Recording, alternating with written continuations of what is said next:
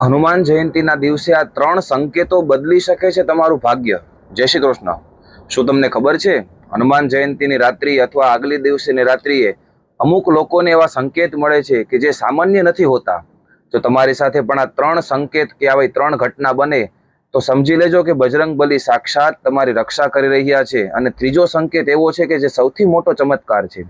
સંકેત 1, સપનાનું રહસ્ય। જો તમને હનુમાન જયંતીની આસપાસ સપનામાં વાનર સેના, રામ દરબાર અથવા હનુમાનજીનું મંદિર દેખાય તો આ સંકેત એ છે કે તમારી મોટી મુસીબત ટળવાની છે। તમારી રાશિ ગમે તે હોય, આ તમારા માટે આશીર્વાદ છે। સંકેત 2, અચાનક મળતી સુગંધ। પૂજા દરમિયાન જો તમને અચાનક ચમેલી કે ગુલાબની તીવ્ર સુગંધ આવે જ્યારે ત્યાં કોઈ પણ પ્રકારનું ફૂલ ન હોય તો સમજી લેજો કે હનુમાનજીની ઉર્જા એ તમારી આસપાસ છે।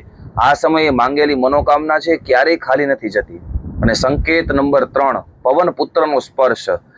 સૌથી મોટો સંકેત આ છે કે જો આરતી સમયે અચાનક પવનનો જોરદાર ઝપાટો આવે અથવા દીવાની જ્યોત ઊભી થાય તો એ સંકેત છે કે પવન પુત્ર એટલે કે હનુમાનજી મહારાજ તમારી ભક્તિથી પ્રસન્ન છે।